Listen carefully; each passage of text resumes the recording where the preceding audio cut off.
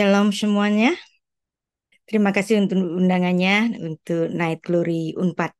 Selamat datang anak-anakku di dalam Tuhan, dan saya mengucap syukur untuk undangannya dari Pak Saulan, juga sahabat saya Septo di sini. Ternyata dunia kecil, di mana-mana ketemu dengan teman ya.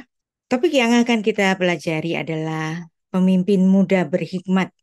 Kontras antara Yusuf putra Yakub dan Salomo putra Daud. Perenungan Kohelet 4:13-15. Dan kita juga mendoakan bersama untuk bencana kemanusiaan yang ada di Israel dan Palestina. Ada korban di kedua belah pihak. Kita doakan semoga kedamaian ada di Timur Tengah. Kita mulai. Beshem ha'af ben Feruah Kodes ha Elohim Echad. Di dalam nama Bapa dan Putra dan Roh Kudus Allah yang Esa. Amin. The founding father kita, Bung Karno, mengatakan, beri aku 1.000 orang tua, niscaya akan kucabut Semeru dari akarnya. Beri aku 10 pemuda, niscaya akan kuguncangkan dunia. Jadi Alkitab juga perkataan dari orang-orang yang terkenal, orang-orang berhikmat yang kita ketahui, mereka semuanya mengapresiasi pemimpin-pemimpin muda yang bekerja dari tangan dan kakinya sendiri.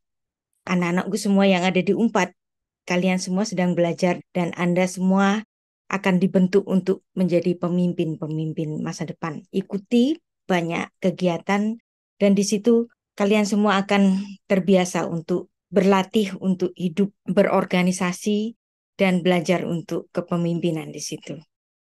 Kisah Para Rasul pasal 7 juga menceritakan ada seorang anak muda yang luar biasa. Dia adalah seorang muda yang bernama Saulus, yang walaupun dia sebelumnya itu berbackground sebagai Farisi yang menganiaya murid-murid Kristus, dan oleh perkenan Tuhan, Paulus ini kemudian dipanggil menjadi murid Kristus dan kemudian dia berbalik menjadi seorang penginjil yang luar biasa, dan Tuhan memakainya dengan luar biasa.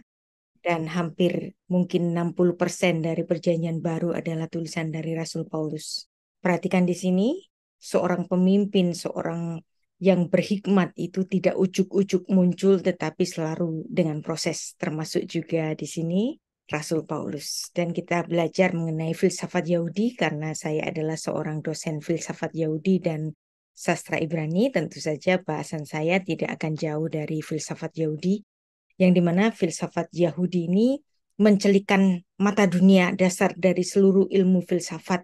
Nah, mungkin anak-anakku semua sampai hari ini hanya mengenal filsafat itu filsafat Yunani, tapi sebenarnya filsafat Yahudi itu lebih tua. Filsafat Yahudi dimulai dari seorang yang bernama Musa, yang dimana dia membentuk institusi pendidikan yang pertama kali 15 abad sebelum Masehi. Dan institusi pendidikan itu disebut dengan suatu istilah mandat Shema. Shema, apa artinya Shema? Shema itu artinya mendengar. Diambil dari Ulangan 6 ayat 4. Dengarlah Shema, hai orang Israel. Tuhan itu Allah kita, Tuhan itu Esa. Shema Israel, Adonai Elohinu, Adonai Echad. Dan ini merupakan kalimat syahadatnya orang Yahudi, yang dimana orang Yahudi itu memiliki kalimat syahadat itu satu saja. Kalau teman Muslim, saudara-saudara Muslim kita itu kalimat syahadatnya kan 2 kalimat. Tapi kalau kalimat syahadatnya orang Yahudi itu cuma 1 kalimat saja, yaitu diambil dari Ulangan 6 ayat 4 yang disebut hukum Shema. Dan mandat Shema itu diberikan kepada bapak-bapak, ya, karena bapak-bapak itu bertanggung jawab untuk pendidikan anak-anaknya. Dan ini pun diulang oleh Yesus Kristus, yang artinya Yesus pun juga bersetuju dengan hukum Shema itu. Dalam Markus 12 ayat 29, hukum yang terutama ialah dengarlah hai orang Israel, Tuhan itu Allah kita, Tuhan itu Esa. Markus ditulis dalam bahasa Yunani, tetapi perhatikan apabila ayat ini dikembalikan kepada bahasa Ibraninya, di sini ada Shema Israel, Adonai Elohinu, Adonai Echad, persis seperti yang ditulis dalam Ulangan 6 ayat 4. Dan syahadat, ya, syahadat berasal dari bahasa Arab yaitu syahida, artinya dia telah bersaksi, dia telah menyaksikan. Dalam bahasa Latin disebut dengan professus, yang artinya confession atau declare publicly. Di Unpad tentu saja ada banyak sekali guru-guru besar yang menjadi guru besar, ya, mereka disebut profesor. Kira-kira istilah profesor itu dari mana? Ternyata istilah profesor itu berasal dari gereja, yaitu bahasa Latin. Kata doktor itu bahasa Latin juga, dan juga ini istilah gereja yang artinya guru. Guru besar itu adalah profesor. Profesor sendiri itu berasal dari professus, yang artinya declare publicly atau faith confession. Orang yang mengaku iman di hadapan orang banyak itu disebut profesor. Dan karena gereja pada zaman dahulu, pada abad pertengahan, dia itu merupakan pusat iman dan pusat ilmu, maka orang-orang yang ada di gereja itu pusatnya orang pinter. Maka orang-orang di dalam gereja adalah orang-orang yang sudah mengaku iman dan mereka orang-orang pinter. Dan kemudian istilah bagi orang pintar ini dikenakan secara global sampai hari ini menjadi guru besar. Jadi ternyata ini berasal dari gereja. Memang banyak sekali kekristenan itu mempengaruhi dunia, bahkan kalender kita hari ini kan kalender internasional disebut kalender Masehi atau kalender Gregorian. Kenapa disebut kalender Masehi? Karena ini kalender di mana hitungannya itu dimulai dari hitungan awal Sang Mesias itu lahir. Makanya kalendernya kalender Masehi, kalender gereja. Itulah yang dipakai oleh semua negara-negara di dunia. Nggak perlu dia itu negara Islam atau negara sekuler, termasuk Indonesia di sini, semuanya menggunakan kalender Masehi, kalender Gregorian, kalender yang ditetapkan oleh Paus Gregorius dari gereja Ritus Latin. Pendidikan sangat penting bagi orang Yahudi. Contohnya di sini Amsal 1 ayat 7 ayat 8, jadi pendidikan ibu kepada anak di rumah itu disebut Torah. Takut akan Tuhan adalah permulaan pengetahuan, tetapi orang bodoh menghina hikmat dan didikan musar. Dan ayat 8 di sini, hai anakku, dengarlah didikan musar dari ayahmu, dan jangan menyia-nyiakan Torah ibumu. Dua-duanya musar dan Torah ini berasal dari kata yarah. Yarah itu berarti menunjukkan arah. Jadi baik bapak maupun ibu, keduanya menjadi pendidik di rumah yang menunjukkan arah. Arah kemana? Arah kepada keimanan kepada Allah Israel. Dan inilah Torah. Torah itu berarti ajaran yang berasal dari kata kerja yarah. Kata kerja yarah itu berasal seperti saya melemparkan batu menunjuk ke arah tertentu. Nah, di situ arahnya. Maka orang yang mengajarkan suatu ajaran untuk menunjukkan ke suatu arah tertentu dalam bahasa Ibrani disebut more atau mora. Saya seorang guru sastra Ibrani, maka saya disebut mora. Untuk menunjukkan jalan bagaimana orang dapat belajar sastra bahasa asli Alkitab dalam bahasa asli Ibrani. Nah, ajarannya disebut mora dari akar yara. Dan di sini kembali kita mengambil kata-kata mutiara dari Bung Karno, belajar tanpa berpikir itu nggak berguna. Jadi kalau cuman hafalan tapi nggak pakai berpikir nggak berguna. Tapi berpikir tanpa belajar itu sangat berbahaya. Jadi penting bagi semua, kita semua itu ikut dalam suatu proses pendidikan seperti anak-anakku sekarang yang ada di Unpad. Anda sekarang dididik untuk menjadi seorang pembelajar di dalam disiplin-disiplin ilmu tertentu. Dan di sini proklamator kita itu juga memberikan satu nasihat. Perjuanganku lebih mudah karena mengusir penjajah orang lain. Tetapi perjuangan kalian nih, bagi generasi di bawah dari Soekarno ini, termasuk generasi kita hari ini, perjuangan kita itu lebih sulit daripada perjuangannya Pak Karno dahulu. Karena perjuangan kita itu melawan bangsa kita sendiri. Contohnya apa? Ada korupsi, yang korupsi bangsa kita sendiri. Ada ketidakadilan, ada penjungkir balikan keadilan. Nah, itu kan yang melakukan bangsa kita sendiri. Dan kita perlu melawan ketidakadilan atau kekotoran-kekotoran ini. Pendidikan dalam bahasa Ibrani itu hinuk. Hinuk itu artinya dedication. Kata dedication membentuk kata educatio. Ya, jadi ini merupakan kata Latin juga dan itu berasal dari gereja. Dan hinuk yang artinya dedication membentuk kata education, membentuk kata pendidikan, dedication, pendidikan. Nah, memang diambilnya dari kata Latin ini. Dan pendidikan dalam budaya orang Yahudi itu wajib belajarnya itu yang pertama mikra, belajar membaca, kemudian Mishnah, kemudian mitzvot, kemudian Talmud, dan yang kelima itu midrash. Dan setelah midrash, dia layak untuk menjadi seorang guru Torah. Nah, Anda ingat Tuhan Yesus itu pernah dibawa orang tuanya ke Yerusalem dan kemudian dia bercakap-cakap dengan para ahli Taurat dan mereka takjub dengan anak yang masih berumur 12 ini. Nah, itu adalah tahapan mitzvot yang dimana Yesus Kristus juga mengikuti tahapan bar mitzvah pada umur 12 tahun atau sekarang ini umur 13 tahun. Kemudian masuk ke Talmud, ini adalah wajib belajarnya sampai ke Beit Talmud. Setelah itu dari Beit Talmud ini dipilih murid-murid terpandai yang kemudian dipilih oleh para rabi untuk masuk ke Beit Midrash, sekolah madrasah pada umur 20 dan kemudian dididik. Nanti setelah itu pada umur ke-30 barulah dia boleh mengajar. Itulah sebabnya ada kurun waktu yang hilang pada kisah Yesus Kristus bahwa umur 12 dia masih dicatat kegiatannya, setelah itu hilang, muncul-muncul umur 30. Kenapa? Di mana Yesus antara umur 12 dan 30? Ya, Yesus mengikuti tahapan wajib belajarnya orang Yahudi. Nah, ada teman muslim yang ngetahuan, oh katanya Tuhan kok pakai sekolah gitu. Saya jawab, Tuhan memang inkarnasi ke bumi. Dan kalau dia mau menjadi bayi, apa susahnya? Dia mengikuti proses pendidikan. Jadi nggak ada yang namanya loncat itu. Tuhan Yesus pun Allah yang inkarnasi tetap mengikuti proses pendidikan jenjang yang jelas. Kalau umur 12 Tuhan Yesus itu bisa membuat takjub semua ahli Taurat, apa susahnya Yesus Kristus untuk mengajar umur 18 atau umur 25? Apa susahnya? Ya kan? Tapi Tuhan Yesus tidak pernah mengingkari proses karena proses tidak akan mengingkari hasil. Dan ini kiranya menjadi suatu teladan bagi kita bahwa Allah ketika inkarnasi ke bumi, apa susahnya dia untuk langsung mengajar dan menjadi manusia yang perkasa. Tetapi Tuhan tidak melakukan itu. Dia tetap berproses, ya.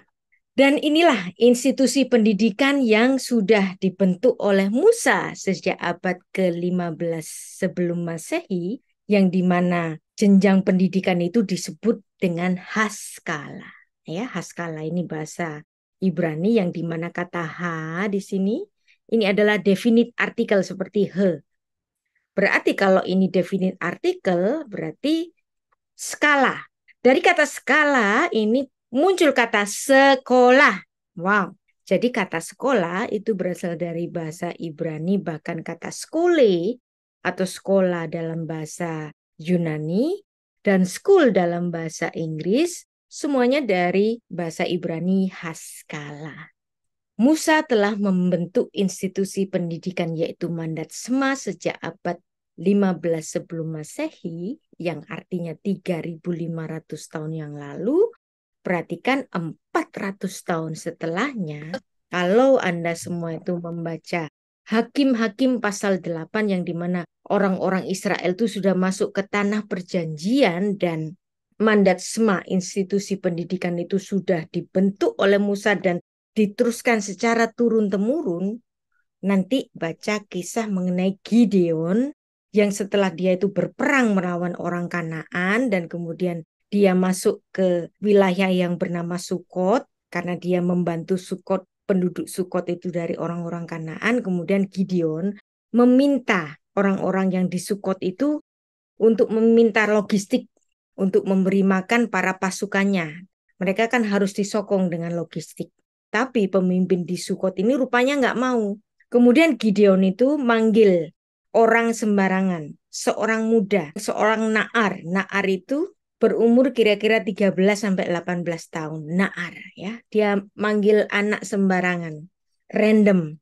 Setelah dia manggil random seorang anak kecil, terus dia nyuruh, coba tulis siapa saja nama-nama pemimpin dari kampungmu ini. Aku mau bertemu dengan mereka.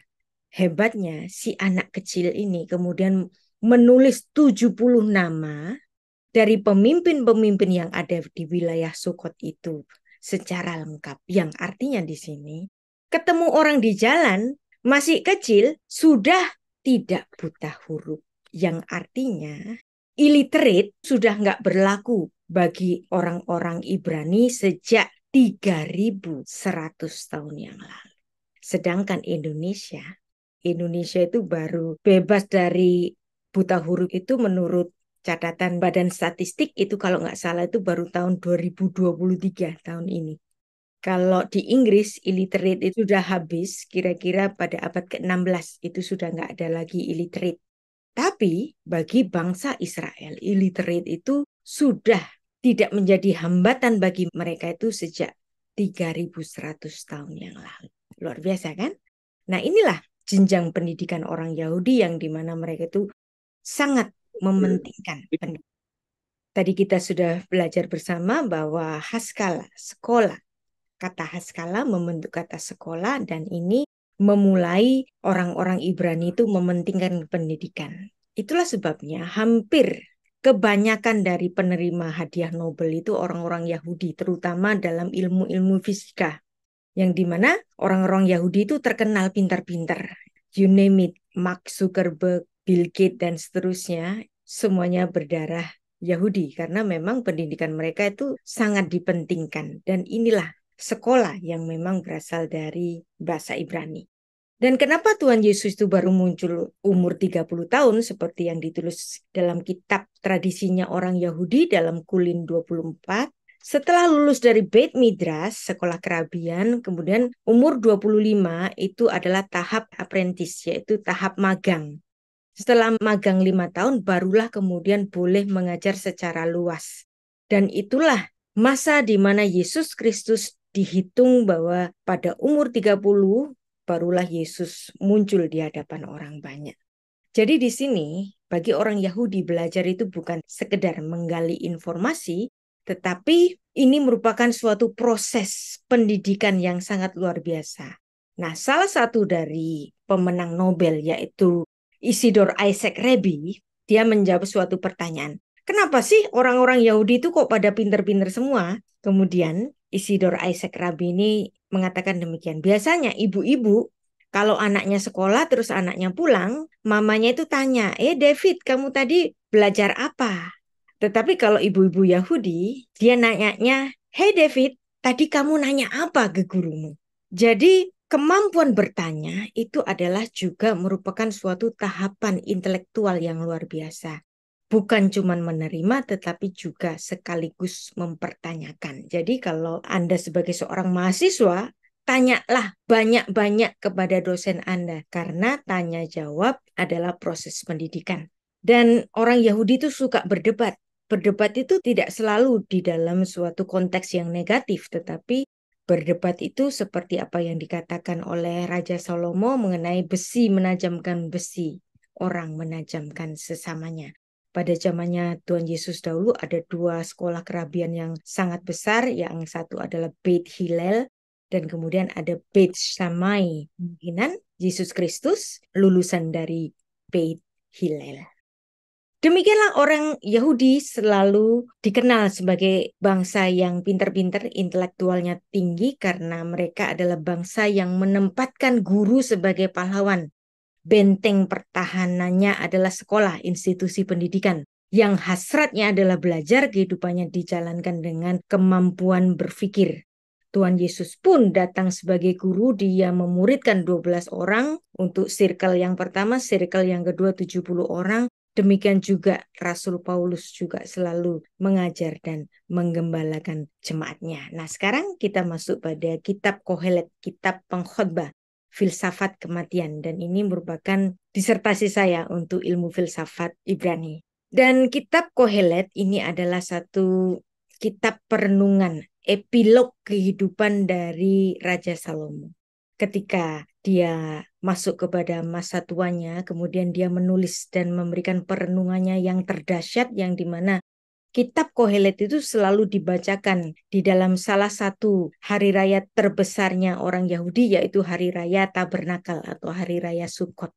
Dan kitab Kohelet ini adalah merupakan filsafat kematian. Kalau saya bicara filsafat kematian ini jangan bicara tentang sesuatu yang horor, tetapi ini adalah persiapan dari seseorang yang dimana dia memberikan perenungannya sebelum dia menghadap yang kuasa. Dan ini merupakan suatu latihan mati. Kenapa sih kok pakai latihan mati? Apa gunanya bicara kematian? Kan aku masih mahasiswa, ngapain aku bicara tentang kematian? Apa gunanya bicara kematian?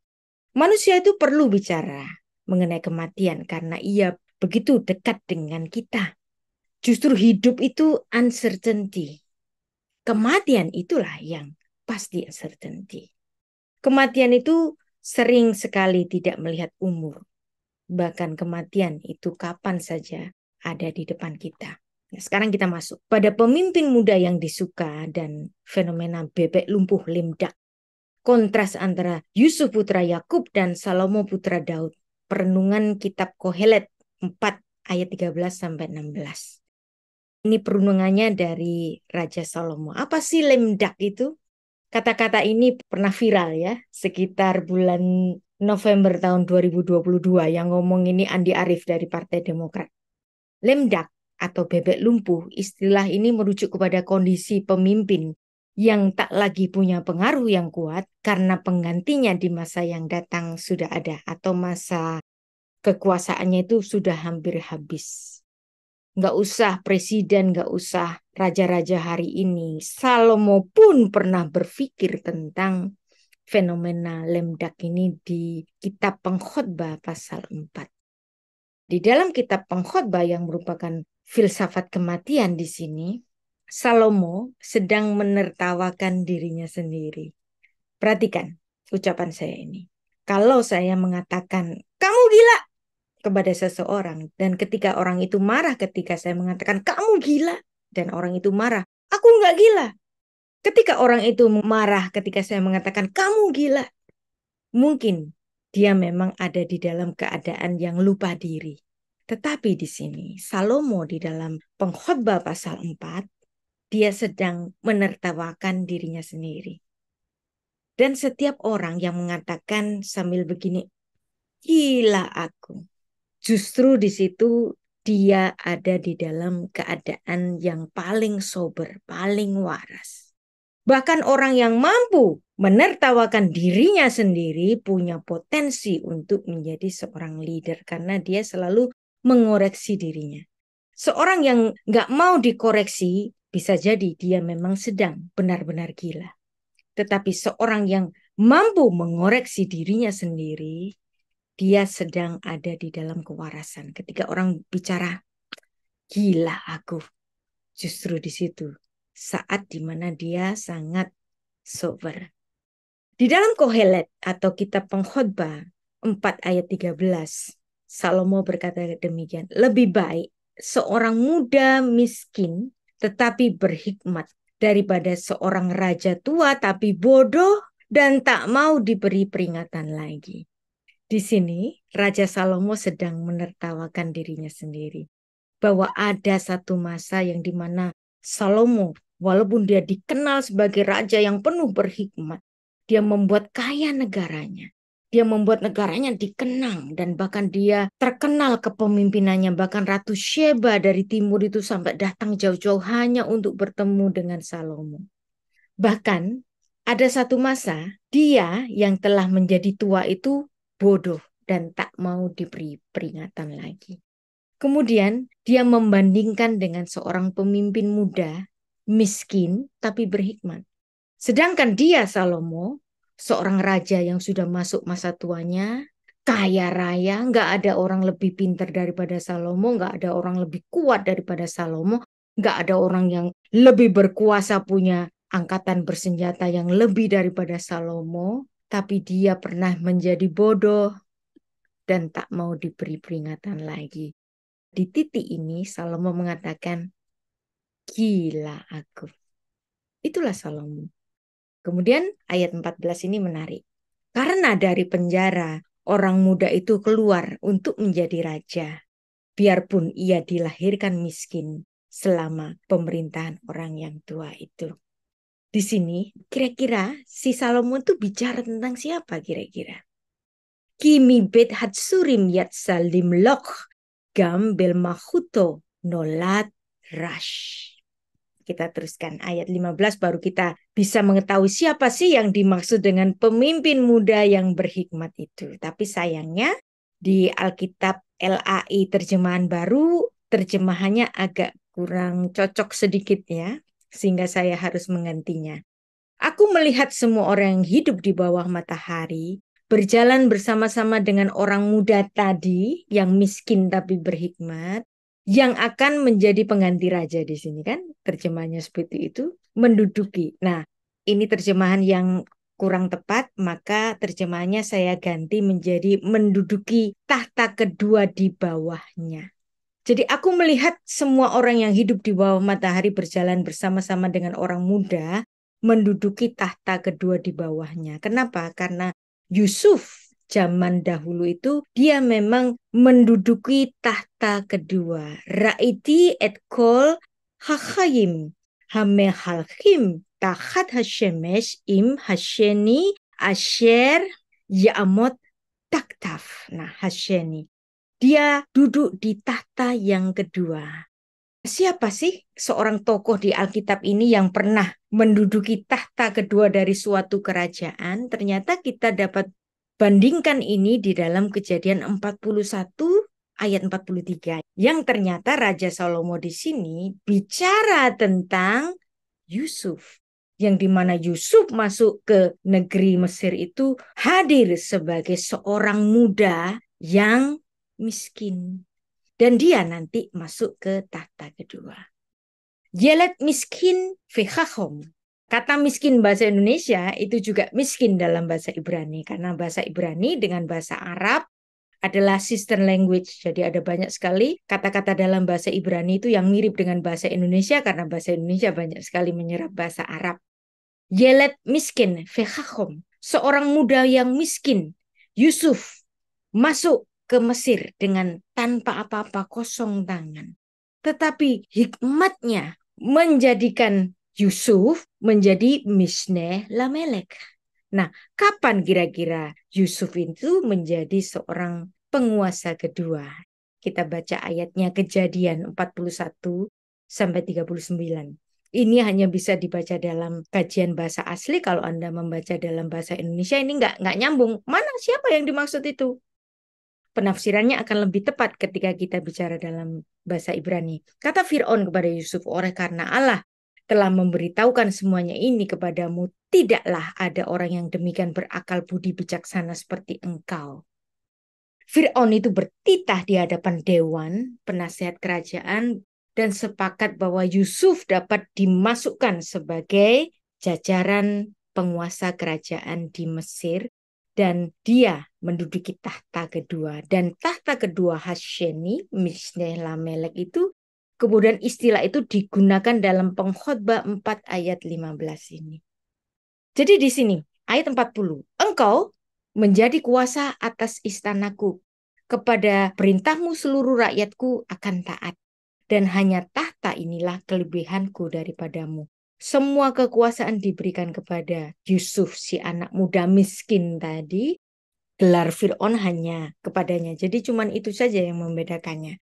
Dan perhatikan di sini, engkau akan menjadi tuan di atas seluruh istanaku. Dan ini bukan hanya kata-kata saja. Fir'aun memberikan titahnya yang kemudian. Selanjutnya Fir'aun berkata kepada Yusuf, dengan ini aku melantik engkau menjadi kuasa atas seluruh tanah Mesir. Jadi kekuasaannya Yusuf ini hampir seperti Fir'aun itu sendiri. Dan menarik, ayat 42, sesudah itu Fir'aun menanggalkan cincin meterainya dari jarinya, mengenakan pada jari Yusuf, dipakainya lah kepada Yusuf pakaian dari kain halus dan digantungkannya kalung emas pada lehernya.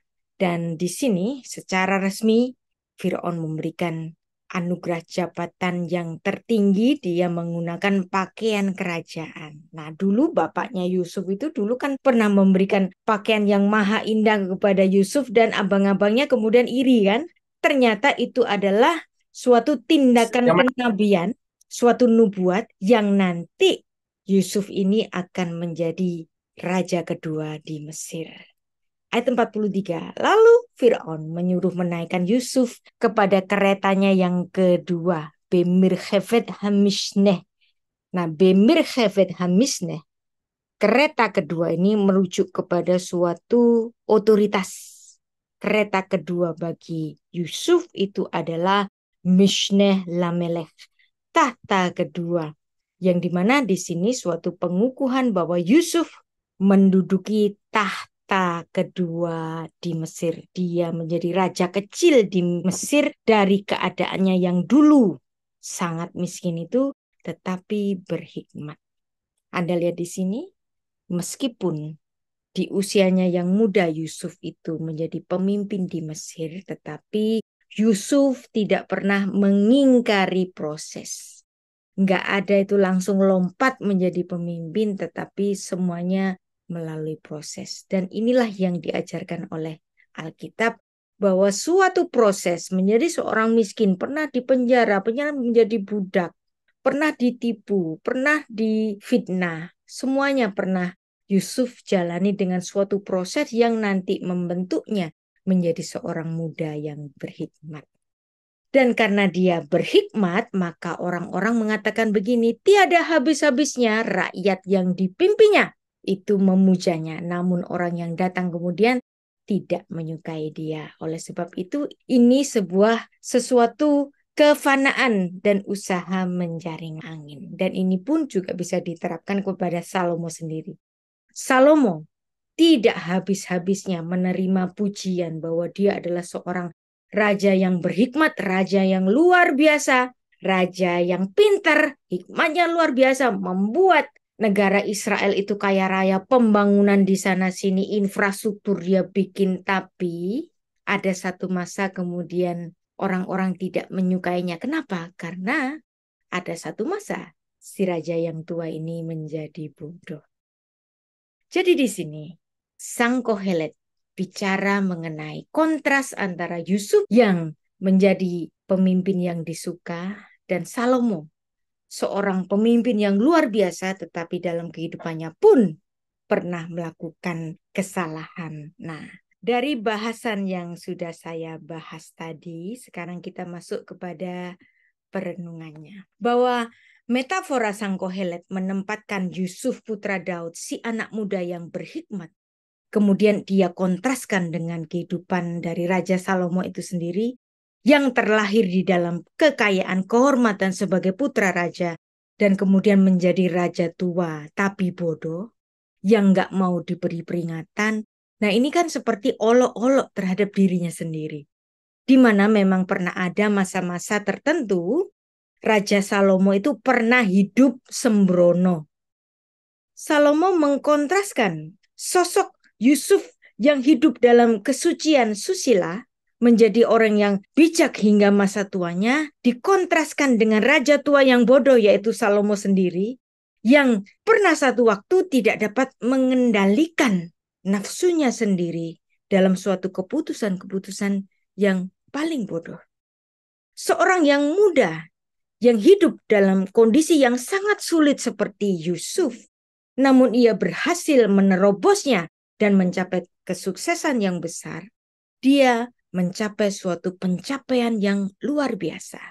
Kebijaksanaan yang diperoleh dengan suatu proses dan Yusuf tidak pernah mengingkari proses.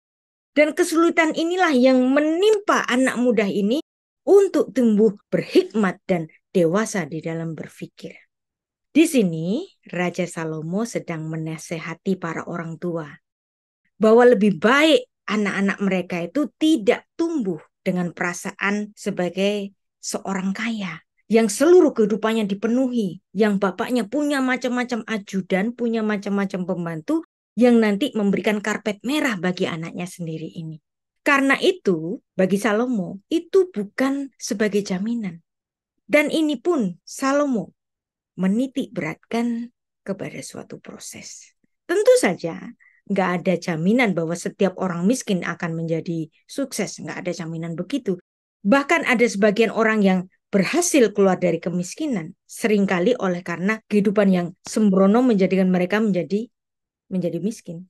Jadi ada orang yang dulunya miskin, kemudian kaya, kemudian sembrono, miskin lagi. Karena mereka tidak hidup secara berhikmat. Ada sebagian orang yang di dalam suatu kenyamanan lantas merupakan pelajaran yang pernah mereka peroleh dari proses itu. Nah, nasihat ini dapat juga kita implikasikan bagi pendidikan kita. Saya sebagai orang tua harus menerapkan pendidikan ini. Dan Anda-Anda semua, para mahasiswa di Unpad dapat juga mempelajari di sini. Orang tua itu harus memberikan pengasuhan yang bertanggung jawab, yang tentu melibatkan pembatasan pilihan yang tersedia bagi seorang anak untuk memperluas cakupan dan pentingnya keputusan yang tersedia bagi si anak itu untuk melakukan itu dengan penuh tanggung jawab. Nah, tadi, siapa sih orang tua dari si Yelet Miskin Fechachom? Si anak muda yang berhikmat tapi miskin ini, siapa sih orang tuanya? Dia adalah Yakub. Meskipun Yakub sangat mencintai Yusuf, tapi kalau Anda nanti membaca dalam Kejadian pasal 37, Yakub tidak menjadikan Yusuf anak manja. Di dalam Kejadian 37 ayat 2, membahas Yusuf itu ditempatkan ayahnya sebagai pembantu atau bujang yang disuruh-suruh untuk abang-abangnya yang di atasnya. Nah, dari situ Yusuf dididik dan belajar menjadi penggembala dan menjadi seorang pembantu yang baik. Demikianlah Yakub sendiri telah mendidik Yusuf untuk menjadi orang yang berguna di masa depannya. Dan disinilah Yusuf kemudian diberi kepercayaan penuh oleh seorang raja Mesir yaitu Fir'aun. Dan Raja Mesir ini percaya penuh pada Yusuf dan Yusuf tidak mengabuse kekuasaan yang dia peroleh. Dia menjadi ahli ekonomi yang luar biasa sehingga di dalam 7 tahun kelimpahan bagi Mesir itu kemudian dia melakukan saving sehingga untuk 7 tahun setelahnya yang ada musim paceklik itu Mesir tidak kehilangan bahan pangan untuk di negeri Mesir. Dan disinilah dari perspektif Kejadian pasal 41 mengenai kehidupan Yusuf, Kohelet 4 ayat 13-16 ini secara tersirat menceritakan pengalamannya sendiri. Ketika dia masih muda, Yusuf masih muda, miskin pengalaman, kemudian memiliki hikmat dan kuasa, sampai masa tuanya yang penuh liku, dia tetap ada di dalam track record yang baik. Dan dia juga soft landing ya, landingnya itu soft dan tidak ada skandal-skandal yang dapat kita baca dalam kitab Kejadian. Bahkan Yusuf dikenang sebagai seorang pemimpin yang baik. Itulah sebabnya dalam kitab Pengkhotbah 4 ayat 13 tadi menulis, lebih baik seorang muda miskin tetapi berhikmat daripada seorang raja tua tetapi bodoh yang tak mau diberi peringatan lagi. Dan di sini Salomo memandang kehidupannya sebagai raja yang telah tua itu dalam suatu kata-kata yang satiris. Seorang raja tua yang bodoh bisa bertindak takabur, sok kuasa, semuanya dia punya di dalam kekuasaannya. Dan ia tidak tahu harus berhati-hati. Dan disitulah dia ceroboh. Dan kemudian dia menjadi jatuh. Dan di masa tuanya itu kemudian Salomo menertawakan dirinya sendiri. Seorang anak yang lahir dari keluarga kaya mampu mengambil resiko yang tidak dapat dilakukan oleh anak serupa yang lahir dari keluarga miskin. Di dalam masa mudanya mereka menghadapi tantangan-tantangan hidup. Di masa muda, baik kaya maupun miskin.